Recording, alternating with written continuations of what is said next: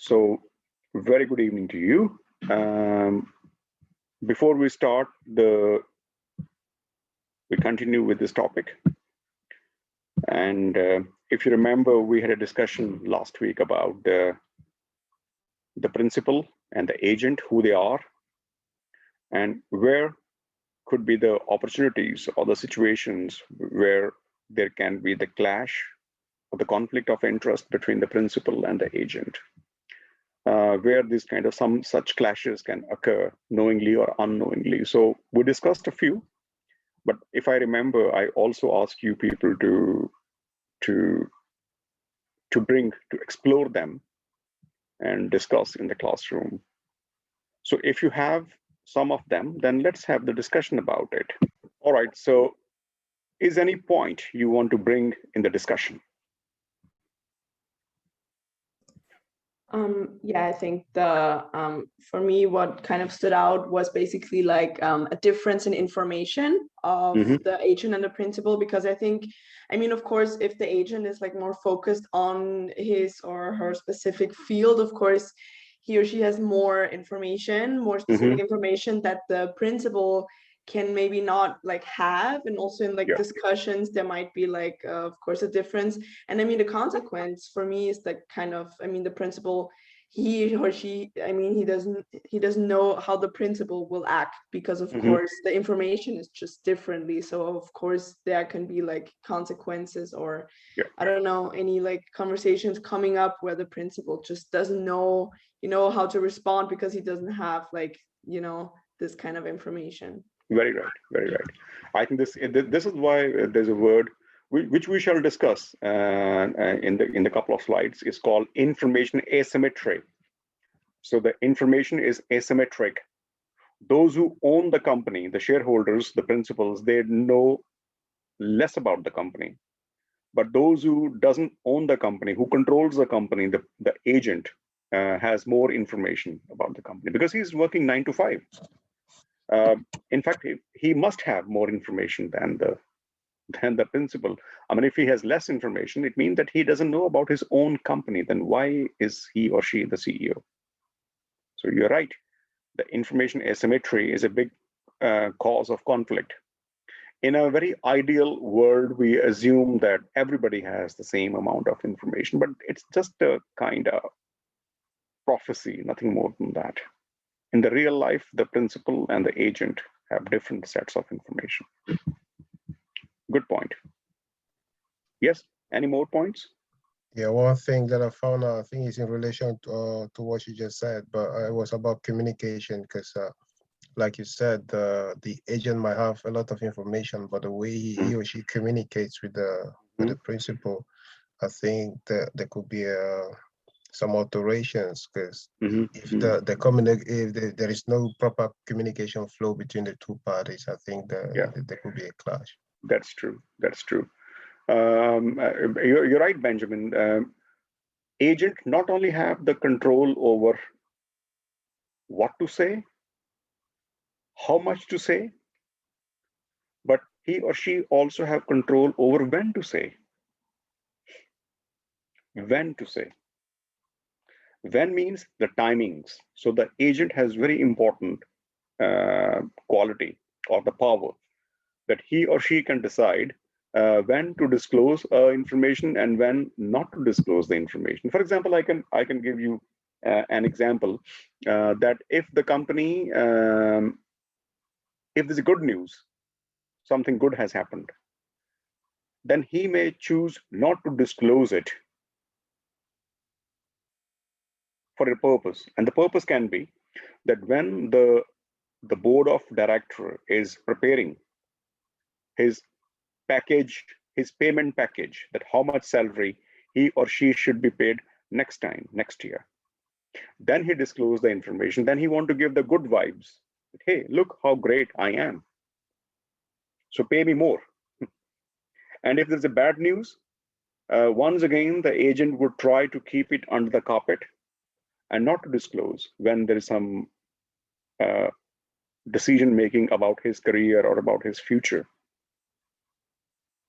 So the timing of the good and the bad news, so the amount of information, And then how to say it. Even how to say it is very important.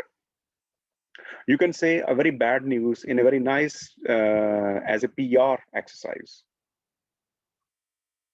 I read once upon a time the annual report which was disclosed by there is a company called British Petroleum, BP.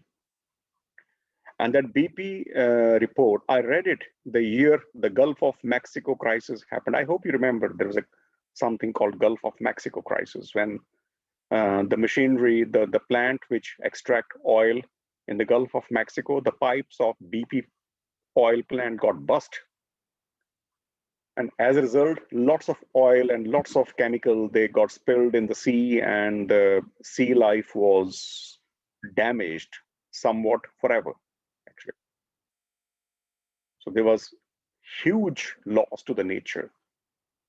And the following year, I was reading the annual report of BP, and the way they try to not justify, but the way they try to prove innocent, and the way they try to cover it in the PR exercise, I was a little bit shocked that, hey, how can you hide something of such a massive scale by the playing of words, you know?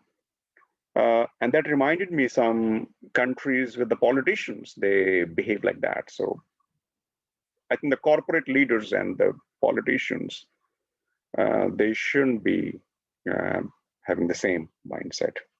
So, yeah. So you're right that how they communicate, what they say, how they say, and when they say is very important. So they may not have the right disclosure, so there can be miscommunication between the principal and the agent. Principal pay them to the agents, and then they expect the proper information. They want that there should be a flawless flow of information which tells them about the truth of the company, the real financial health of the company. But if you try to hide the information, if you are tampering the information, if you are timing the information according to your own convenience, then I think there is something which you are not doing good, which is,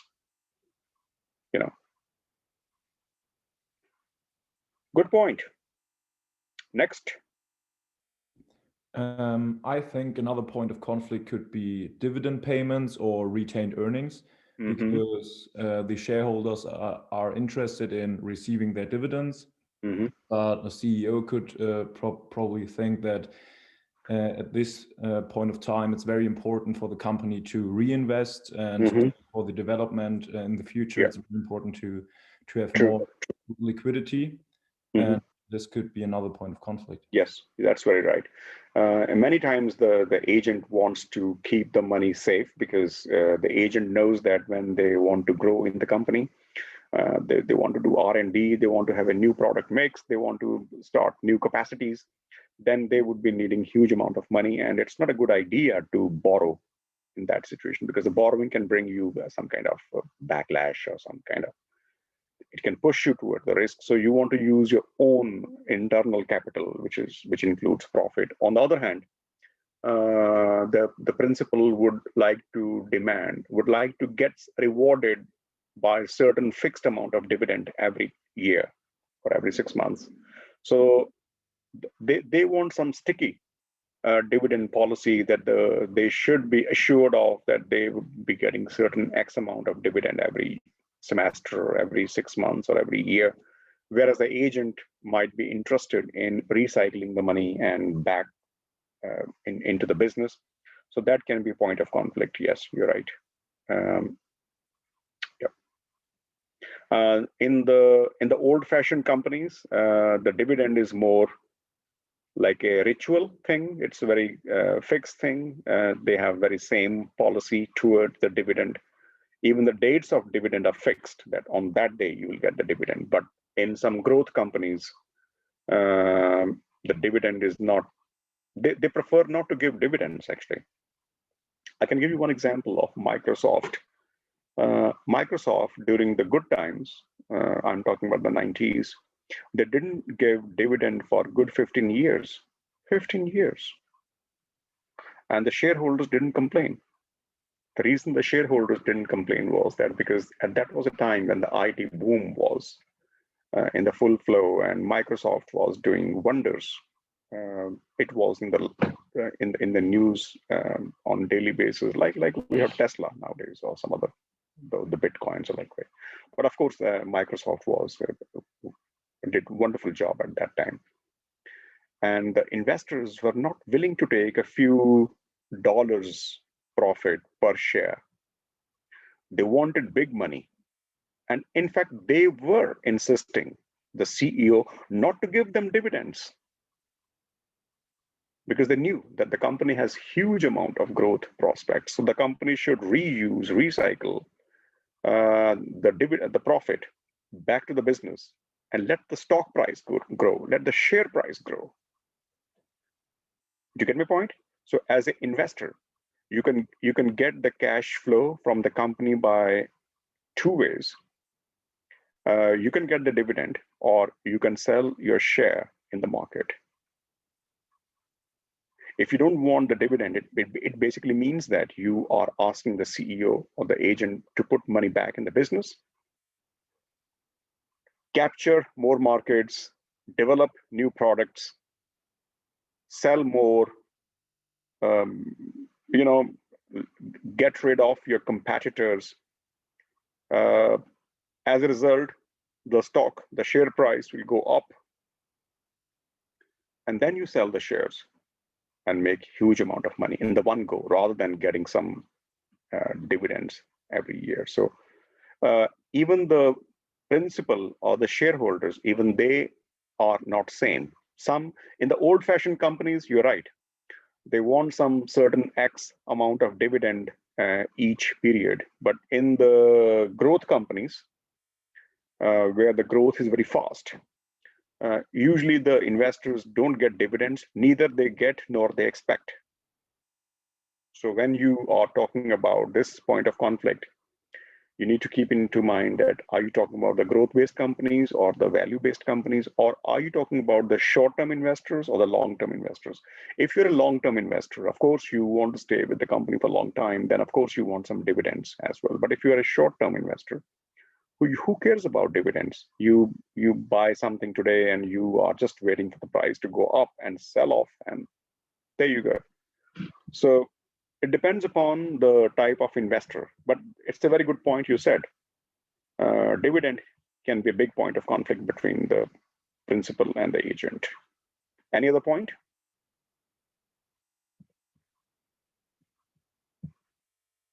Mm-hmm.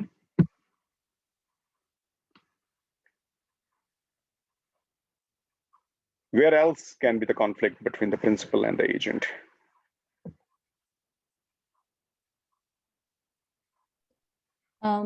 How about family-owned office where the shareholder is there's a one main person of the family that is holding the thing and is super involved in entire business together with the CEO? Mm-hmm. Like then how, because then the owner has all of the say, that the CEO doesn't actually have that much power. Exactly. Very good point. You said very, very valid point, Marita. Because in many companies, especially, I tell you something, not only family businesses, but actually, yes, in the family businesses. If you look at the nature, let me draw something. I think then you will be able to, and I think this drawing I also made in the video, which I shared with you.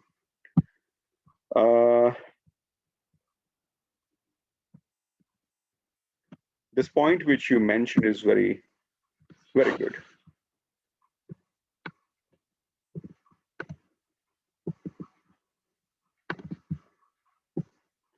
If you look at the average American company, this is a US company and this is the European company, a typical. Then the ownership in the a US company is like this.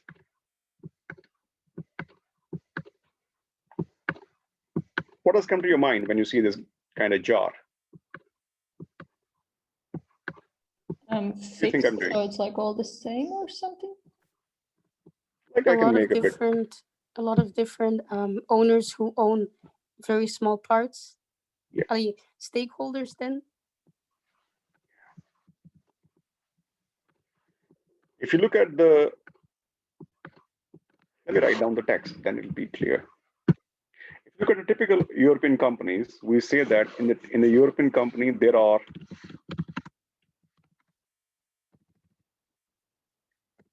large number of small shareholders.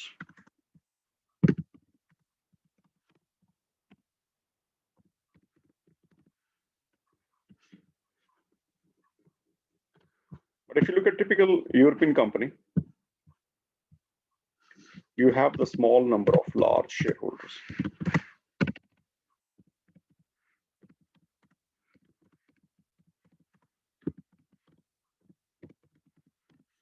Can you see it with both pictures?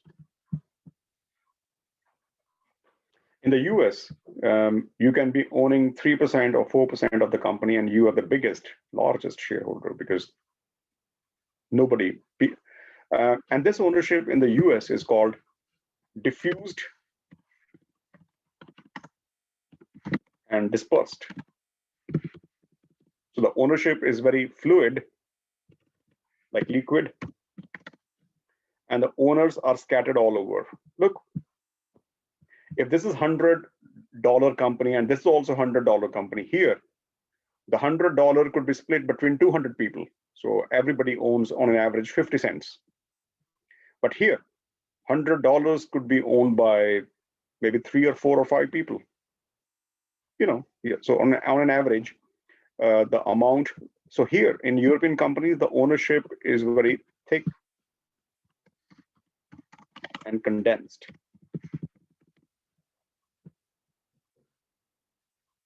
And you're right, Marita, when you say that if the company is a family-owned company, then there would be mostly people of the family would be involved in the ownership and control as well. There would be somebody from the family who would be always sitting on the head of the agent, and he or she would be basically making the life of the CEO, always interfering, always, you know, kind of checking. I don't like to work in an environment when I feel that somebody's always, you know, like CCTV is always watching me or always watching my actions. I want a freedom. Only then I can give them my best. And I'm sure many CEOs think like this, and many of you would be thinking like this. Hey, if you give me a job, if you trust me, then trust me. Don't spy me all the time. Okay. It's like a micromanagement now. It's Yeah, like too much yeah. control. Yeah, it's very suffocating. It's very kind of something you are always aware or always conscious of somebody's presence. You know what I mean? Yeah. Whereas here, no shareholder is big enough to keep a check on you. So this is why it's many CEOs, they like to work for the American companies rather than the European companies. In fact, yeah, well, that point I will tell some other time. That's a different thing. Yeah. So there is more diffused and dispersed ownership in the US company. And in fact, this has been a case observed in the European companies that they are more like in Europe, you can be owning 30% of the company and you still not the largest shareholder. Yeah. Make sense?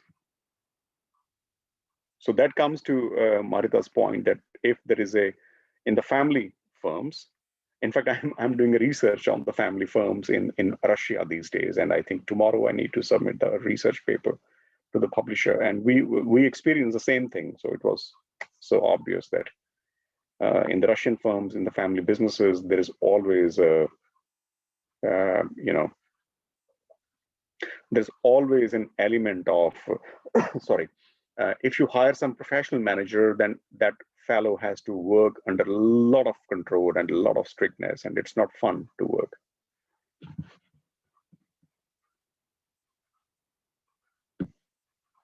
Okay. Any more points of conflict between the principal and the agent? So we have discussed how many points so far? We talk about the information, then Julia said about the information, and then Benjamin said about the communication between the principal and the agent, and then Marita said about this point of this somebody from the family sitting all the time. And then who said about dividends? Me. Why can't I? Andrea said about. Yeah. Said about the, yeah. And what is the other point? Do you have any more comments, more points? If you have, it's great. Mm-hmm.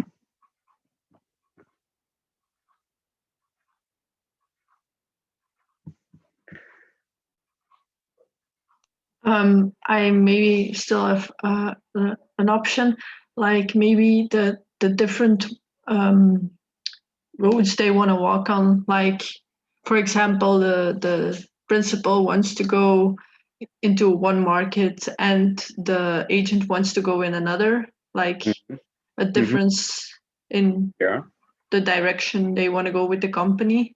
Yeah, so there can be difference of opinions, strong difference of opinions. Principal think that this is good for the company. The agent is thinking, no way, we will go in that direction. Yeah, so the difference of opinion can be a very big point of trouble, and that leads to the board politics. A lot of board politics, like we have the politics in the countries, and the same way we have the politics in the corporate sector also. And why not? I tell you why not.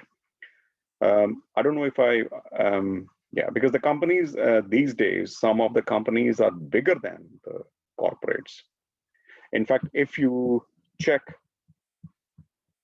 I'm not sure if because I don't want to repeat things.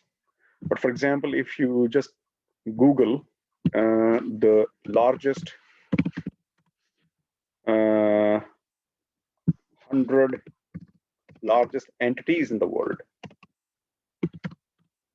then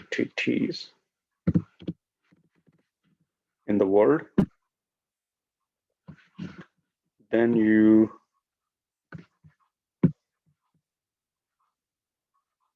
wait a sec, which one? Accept.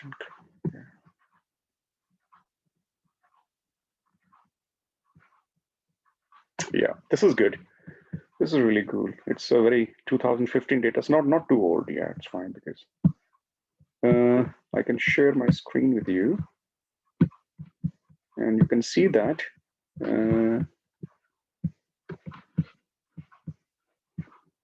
The US is the biggest entity, followed by China, Germany, Japan, France, United Kingdom, Italy, Brazil, Canada. And guess what? Hey, is Walmart a country? It's a company, yeah? Can you see that? So Walmart is bigger than Spain, Australia, and Netherlands.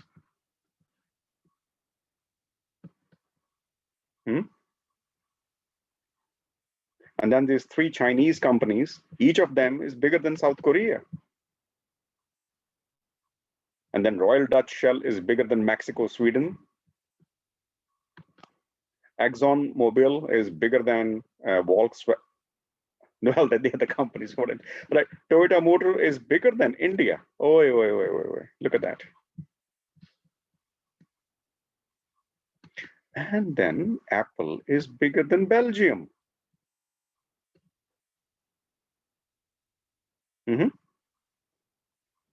Are you surprised or are you not surprised? It's just weird to compare a whole country to like single corporation. Yeah, but you know what? The single corporation is not. The companies are scattered all over the world. Yeah, sure. So think it this way. For example, if I ask you that in which country Coke and Pepsi are present, I should rather ask in which country Coke and Pepsi are not present. So isn't so that the world is changing? Isn't as simple that now if you look at the world map, the countries are fixed. Of course, the boundaries change over time. That's for sure. But Germany has never been. You can't find Belgium in Alaska, but you can find the presence of some Belgian companies in Alaska. Can you? So isn't that another way of the? So this is the beauty of corporate world beauty, or whatever you can call it. The capitalist will call it beauty, and the socialist will call it the tragedy. That you don't have to invade the country. You don't have to really the geographical boundaries. Are they even relevant in the modern world? I would be sharing this link with you, maybe in the chat. Where is the chat? Here. So you can see everyone. So if I can, so please see this. You might find some startling facts and see some more startling facts now. So if I'm not wrong, more than half details for a list here. So if I'm not wrong, then I guess, oh, this is the full list. You can, yeah. I won't be surprised if 50% of these companies are in this list.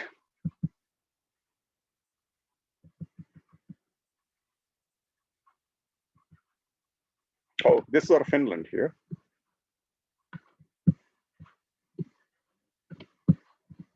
Just bigger than Chevron.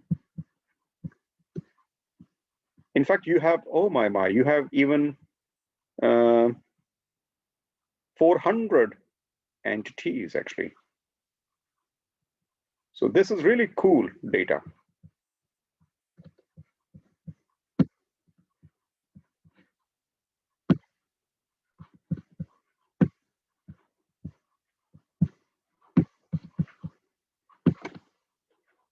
Yeah, so the companies are big.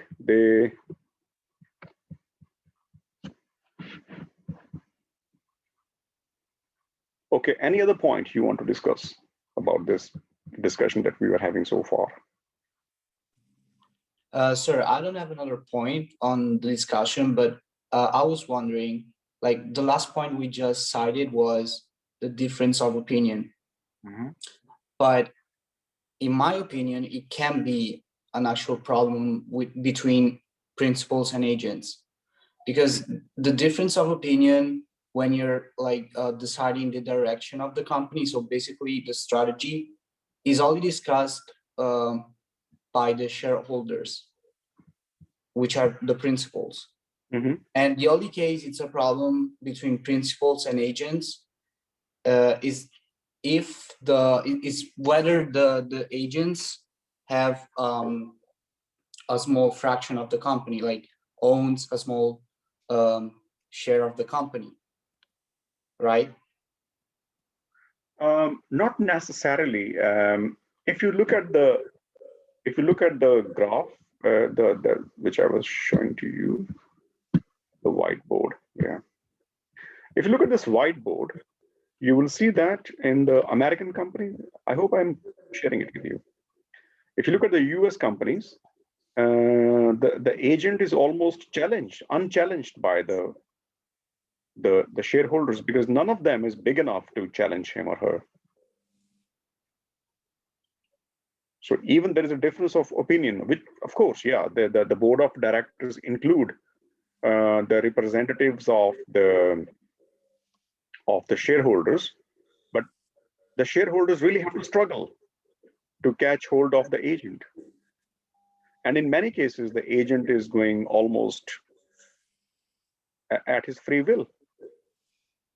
Whereas in the European companies, it's much easy to to hold the agent accountable, basically, because here the ownership is very thick.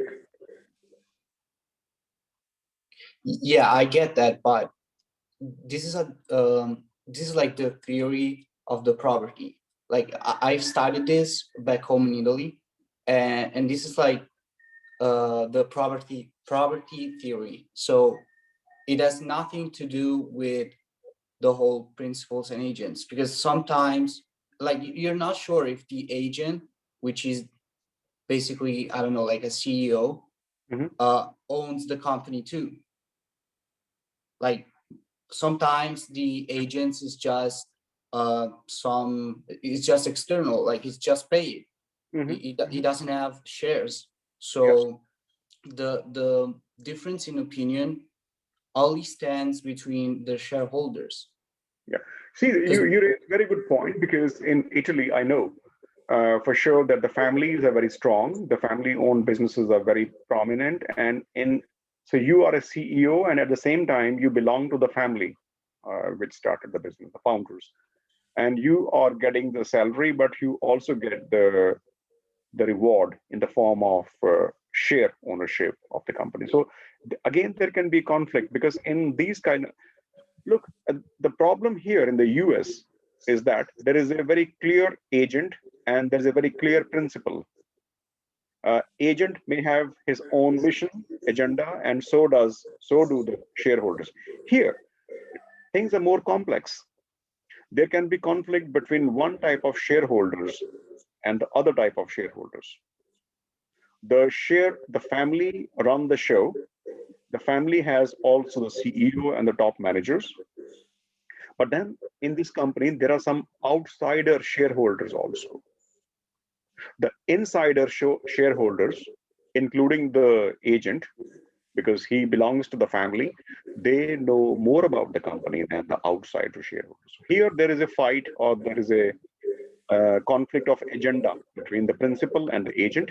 Here, there can be conflict between one type of principal and the other type of principal.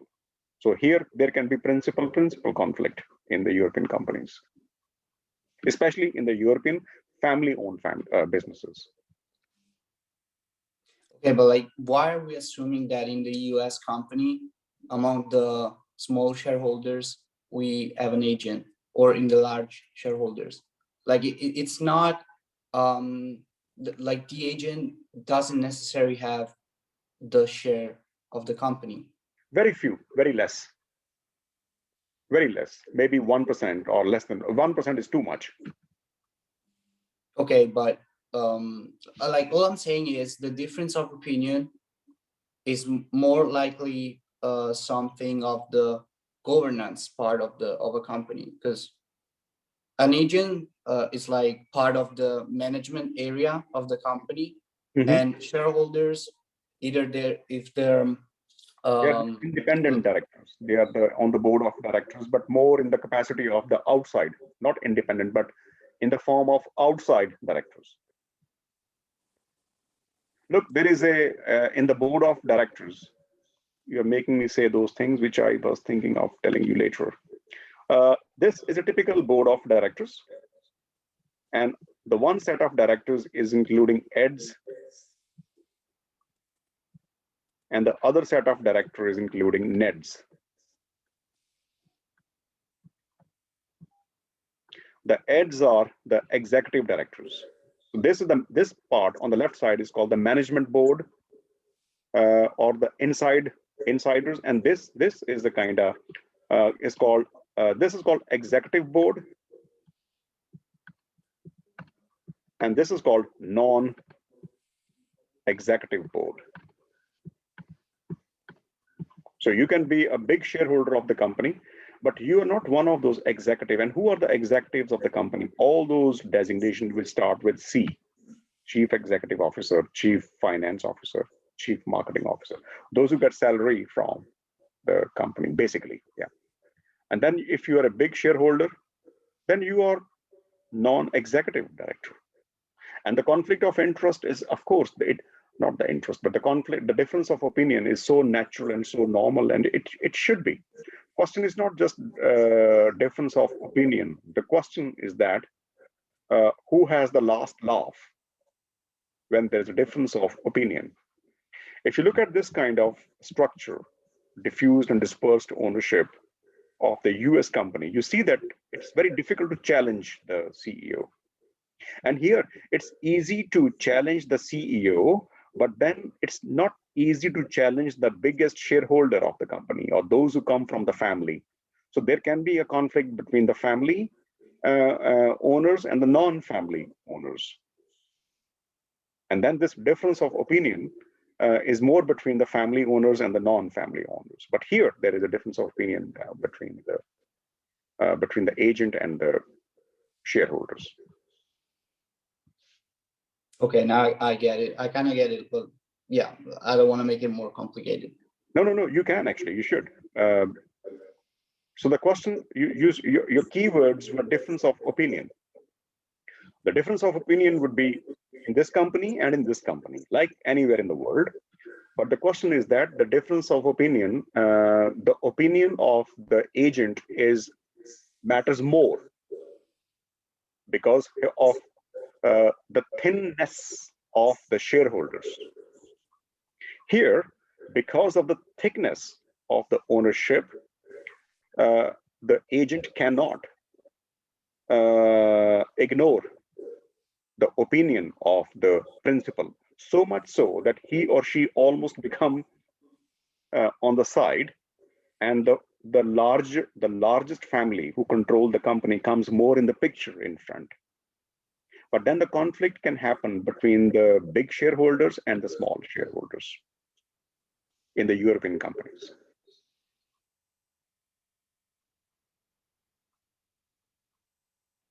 So here, there can be intra, mark my word, intra shareholders conflict.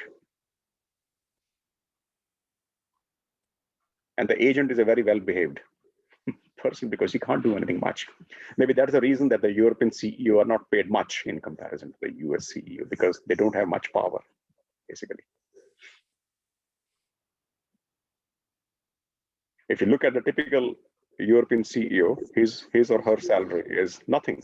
I mean, I would say that the European large cap companies CEOs compensation is much lower than the US medium cap company's CEO. So if you want to work as a CEO, almost unchallenged and with a lot of money, then go to the US. Yeah? Did I somewhat answer your query? I mean, yeah, kind of, yeah. Mm-hmm. I mean, all I was saying is that I see the difference of opinion as more of conflict between shareholders, among shareholders, no matter if they're large or small. Yeah. In the European companies, basically. No, I mean, yeah, I get it, but like it's a conflict between principals and agents only if the CEO, which is the manager of the company, which is the one who has to like follow the direction of the governance, mm-hmm. is also a principal.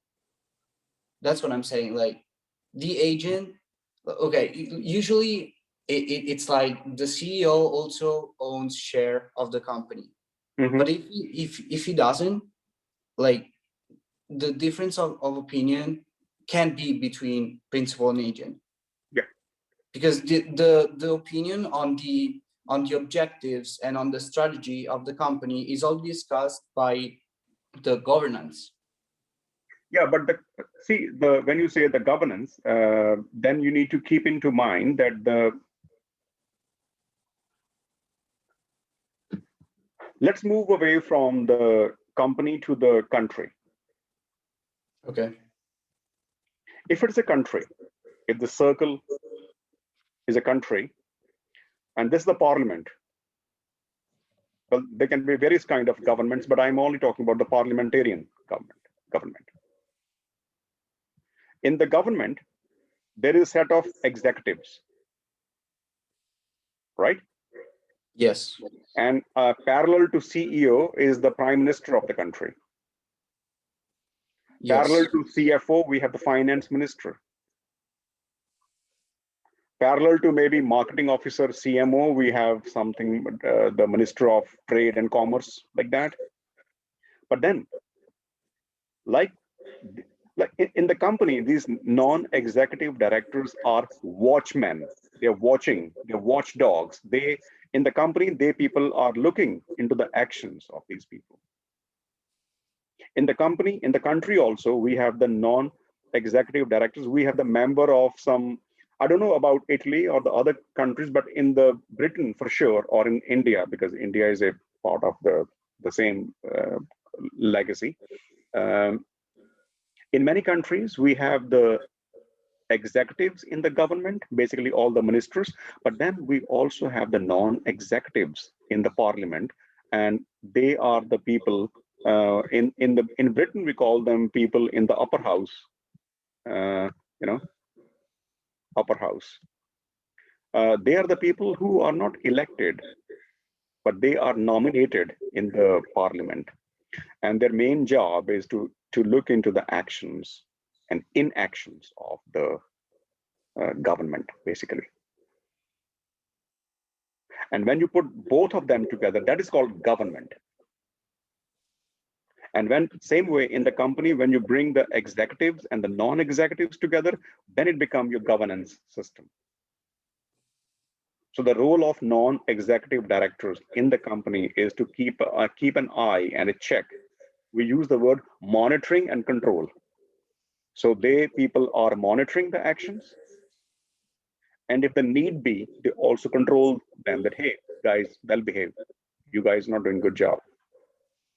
In the government, these people in the upper house, they are watching in the gallery what their ministers or what the government, those people who are, the top leaders, what they're doing for the country. Okay, and when you combine, neither this part is governance nor this part is governance alone.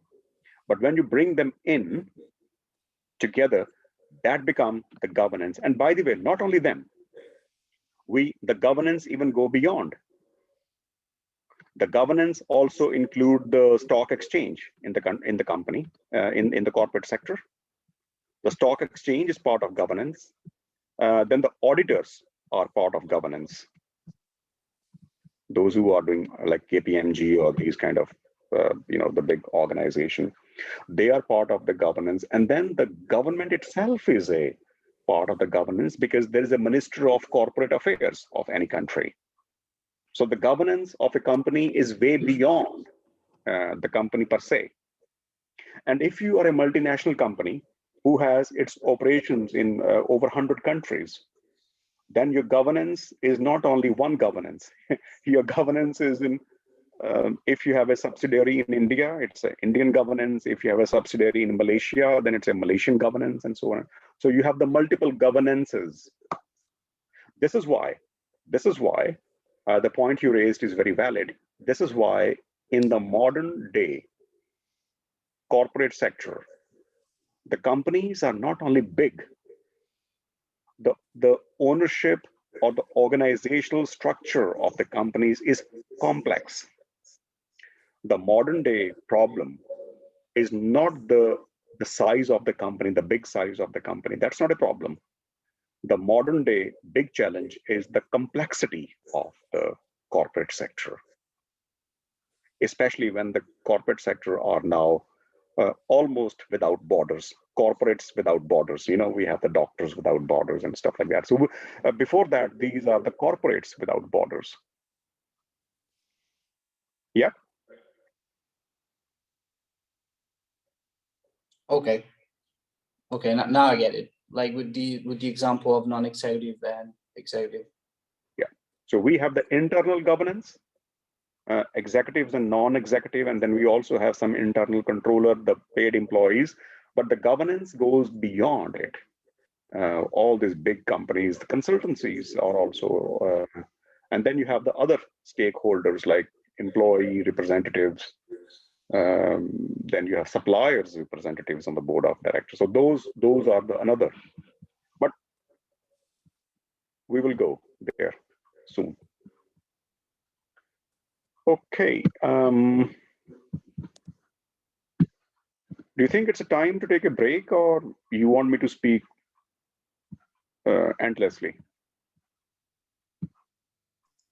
I mean, depends on when we end, because I mean, then we can also end a little bit earlier, or I don't know how long you want to have the lesson tonight. We can take a short 10 minutes break, and if you come back at 7:40 your time, or 7:42, 45, then we can spend another half an hour, because my plan is to complete the agency theory totally today. Okay, good. Yeah. So, what is there? Yeah. So I pause the recording now, and we come back and we rejoin at 7:45, and then we study another 40 minutes, and we shall complete the agency theory today. Okay. So the next week I would discuss two more theories, the stakeholders and the resource dependence theory, which is very important for your task 2 and 3, I think. Anyways, let's take a short break. Right, so we resume it now. I think we discussed till here that the both parties means the principal and the agent, and they have their own utility function. Like you said, that the principal want this thing, the agent want that thing, so there can be conflict. And because of this conflict, because of this divergence of utility, there can be this agency cost. So all the loss, all the problems that arise because of the different agendas and the different the objectives, the ideas, the motivations, the purposes, the objectives of the principal and the agent, and all that, those divergences between them, which causes problem and the conflicts and the losses to the company, is called agency cost. How to cover this? What could be done? What can principal do to put these divergences low? Or what can agent do to do it? Well, the agent can show some commitment, which is called the bonding cost, which means that he can show that he or she has a bond with the company. For example, the one way to create the bond between the principal and the agent is that the company start paying the agent not just the base salary, but also the stock, the shares. Normally, we call it ESOPs. I think that's the executive stock options program, and it's also called warrants. So some incentive you can give to the agent in the form of the stocks. The idea of this kind of payment system is that the remuneration system is that if you give the base salary alone to the agent, then he or she may not have any, he or she can take things for granted and they don't care about the company's performance. And one way of gauging, assessing the company's performance is the value of the shares. If the company does good job, the stock price goes up. And if the company is not doing good job, the stock price can go down. So if you do good things, stock price goes up. If you do bad things, the stock price goes down. And good and the bad things are largely depending on the actions or inactions of the agent. So then make agent part and parcel of this entire mechanism, so that if you give him a big chunk of his or her salary in the form of stocks, and if he behaves well, if he does good job, the share price would go up, and thus the agent would be incentivized for his or her good actions, good job. But on the contrary, if the agent is not able to keep the momentum, and the company's performance is going down, the profitability is going down, then as a result, the share price will go down. And if the stock price goes down, then the share value, because the agent is getting a part of his salary in the form of stocks. And when the stocks go down, then the agent also burn his or her fingers owing to or because of his or her actions or inactions. So that way, you are creating a bond between the reward and the efforts. So ideally, if an agent make more effort, better effort, the stock price will go up. And the stock price goes up means the agent is richer now. And if the efforts are low or of low quality, not matching the company's profile, then the stock price will go down. And as a result, the shares which the agent is getting become worthless. So thus, you can create a bond between the principles, that the agent's actions, the efforts, and the reward. And the second thing you can do is a better monitoring and control. So the monitoring and control is done by, as I said, that there is always monitoring of the agent's actions. The one way of monitoring is the audit. Okay, because the audit is done, the external audit, the internal audit, and the non-executive board of directors. I hope you remember that before the break, I showed you the board of directors, and it's comprising of, usually it's 50-50. 50% are the executive directors and 50% are the non-executive directors. And the job of the non-executive directors, I gave you an example of the parliament, that like the executive board is led by the CEO. At the country level, the executive is led by the prime minister. And in the companies, the head of the non-executive side is the chairperson of the company. Usually, the chairperson of the company is a non-executive director, okay? Similarly, the parallel of non-executive director at the country level is the president of the country. The president's, what is the job? In a parliamentarian democracy, the job of the president is to keep an eye on the prime minister and his colleagues, that they are doing things which are good for the country. Same way, the job of the chairperson of the company is to do the same thing on these agents, basically, that they are doing, which is good for the company, and they are not jeopardizing the interest of the company which they work for. So monitoring and control, and then the bonding cost, which is done by the principal and the agent both.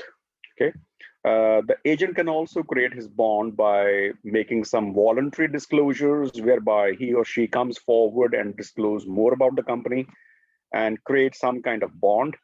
Okay, so that way, these kind of situations can arise when some efforts are done by both principal and the agent to minimize the agency problem. But there's one thing which I mentioned here at the bottom is called residual loss. The residual loss is something which you can perhaps minimize, but you can never make it zero. Residual loss is showing us a reality. And the reality which goes back to the discussion we had before the break, when I asked you that why does the problem between the principal and the agent arise in the first place? And the one point one of you discussed is that there is a information asymmetry between them. There are communication gaps between them. There are strong difference of opinions between them. And if you look at a typical company, then there is what happened is that there's always, in a typical American company, the agent is the one who has the last laugh because he or she is almost unchallenged because the ownership is so thin. Whereas in the thick ownership systems like the European companies, the problems start arising between the one group of shareholders and the other group of shareholders. So some kind of loss, some kind of conflict, some kind of one winner at the expense of the other losers will always happen. So this problem would always happen because there is always be the difference of utility function. And if I give the example of a typical American company, because if I bring more example, it will confuse you. If you look at typical American company, there's always the agent who would or should have the last laugh, because the agent knows about the company more than anybody else. And then the principals are so much scattered and so much diffused and dispersed that they find it almost impossible to keep a control on the agent. All right. Of course, you can do some proxy war, whereby all these shareholders that try to pool their shares together and reach at a stage when they can actually put a challenge to the agent. But that all these activities, all these political gimmicks, and all these kind of like corporate political conflicts, they ultimately are causing loss to the company. So because this conflict, no matter who wins, the principal win or the agent win, there would be the loss to the company out of this conflict. And that loss, which is going to happen anyways, that is called residual loss. So you can make the monitoring the best, flawless, the best auditors, the best internal control, the best internal auditors, the perfect monitoring of the agent, or the agent himself can incur the bonding costs so that it seems that everything is fine. But still, there's always a room for residual loss, because there's always one party who wins against the other. Who wins, who loses, doesn't matter. At the end of the day, it's the company who suffers. Like we have a saying in India, that when these two elephants fight, it's the grass who suffer. Do you get my point? So when these two poles, power poles of a company, when there's a conflict, then it's the company which suffers. And that loss, which is nearly inevitable, you can't avoid it, is called residual loss. So basically, if you want to measure the agency cost, of course, I will not ask you to do it now because it's more a matter of empirical analysis. If you want to measure the residual, the agency cost basically include three types of costs. One is the monitoring cost.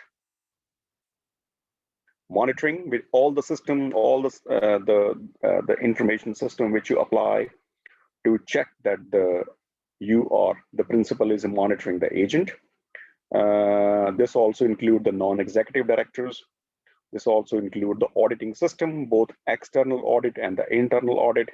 And this also include the bonding cost. Bonding cost means the way you can create the bond between the agent and the company so that they don't deviate. Their objectives are aligned together. But despite your best of efforts, there's always a room for residual loss. So this is why when you add this monitoring cost, then the bonding cost, and then the residual loss equal to the agency cost.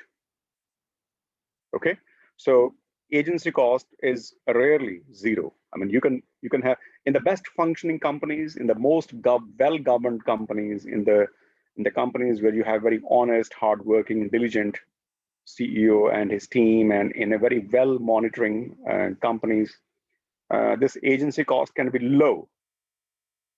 On the other hand, in a very opposite situation companies, the agency cost can be very high. But no matter how low the agency cost is, it would not be zero. So the agency cost is something which you can't avoid it. Okay, and then we have some definitions of the agency theory. Now it should be easy for you to read them and get the core ideas, because now we have done the principal and the agent relationship quite at length.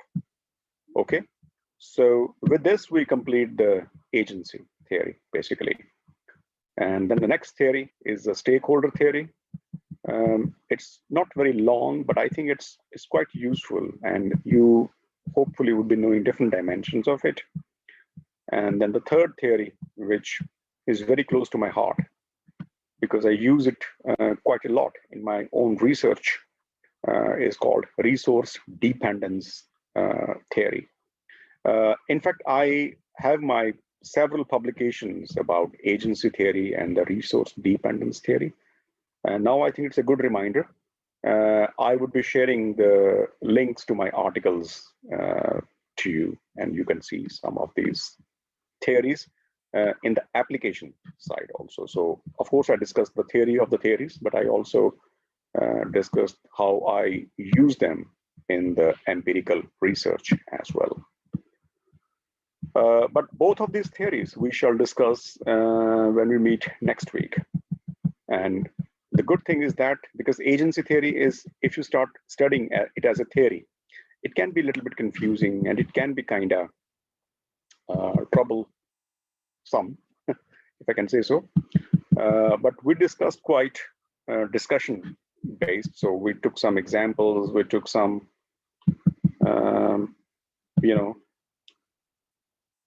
so it was an open-ended discussion to an extent. And the same thing I would like to do when we discuss the stakeholder theory and the resource dependence theory. So with this, we have done the agency theory.